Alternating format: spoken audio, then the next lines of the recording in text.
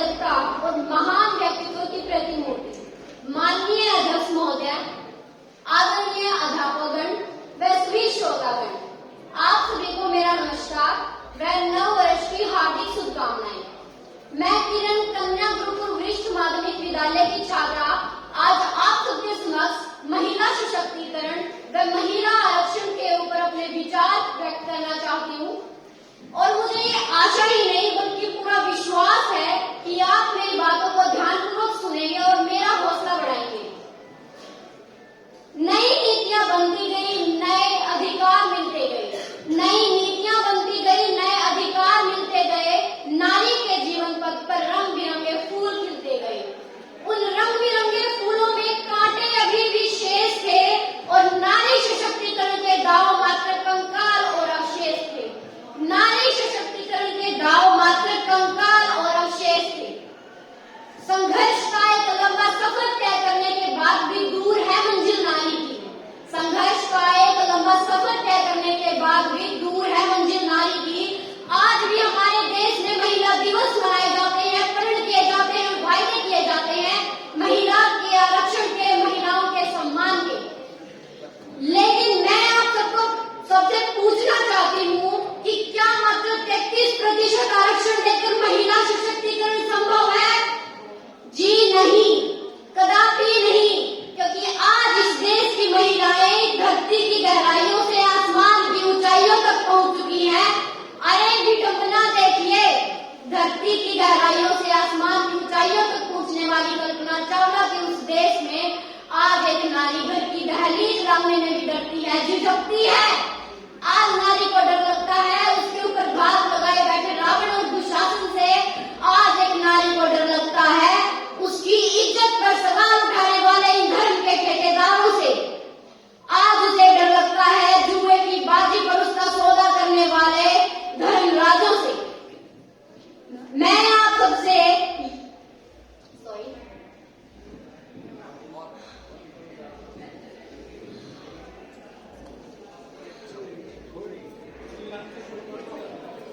आज नारी को डर लगता है जुए की बाजी पर उसका सौदा करने वाले धर्म के ठेकेदारों से, और आज एक नारी को डर लगता है उसकी पवित्रता पर सवाल उठाने वाले इन समाज के ठेकेदारों से। गांधी जी ने भी कहा था कि मैं भारत को सही मायने में स्वतंत्र उसी दिन मानूंगा जिस दिन इस देश की नारी आधी रात को भी घर से सुरक्षित बाहर निकल सकेगी। लेकिन विडंबना देखिए, आज इस देश की नारी रात के उजाले में, रात के अंधेरे में तो क्या दिन के उजाले में भी सुरक्षित नहीं है। अरे साहब, आप दिन के उजाले को तो छोड़िए, आज इस देश की नारी माँ के गर्भ में सुरक्षित नहीं है।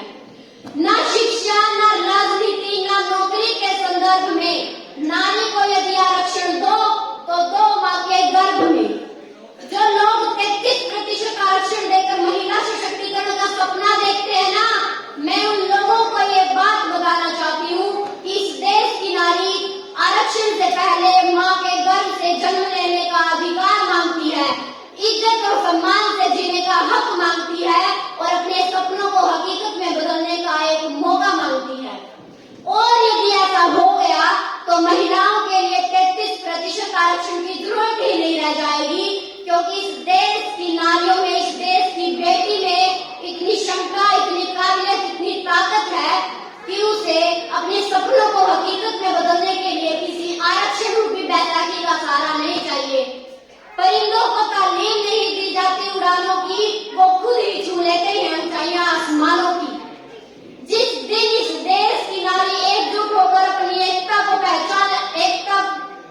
एकजुट होकर अपनी ताकत को पहचान लेगी, उस दिन इस देश की नारी को कोई द्रौपदी बनकर किसी श्री कृष्ण के भरोसे नहीं रहना पड़ेगा, बल्कि दुर्गा बनकर वह खुद ही उन सब रावण और दुशासन रूपी पापियों का संहार कर सकेगी।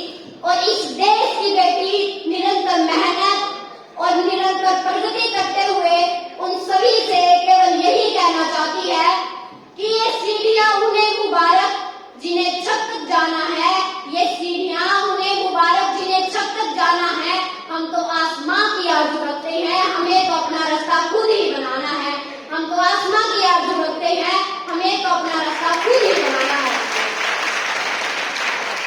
भारत के कुछ राजनेता, बीजेपी के पिछड़ा मोर्चा मंडल अध्यक्ष विजय गुप्ता, समाजवादी पार्टी के संस्थापक और गांव रुधौली के धीर से और ब्रिजभूषण जैसे और न जाने कैसे ही ऐसे राजनेता हैं जो सत्ता की आड़ में न जाने कैसे कैसे घिनौने कार्यों को अंजाम देते हैं। और हैरत की बात तो ये हो गई कि उनके खिलाफ कोई कदम भी उठाए नहीं जाते हैं।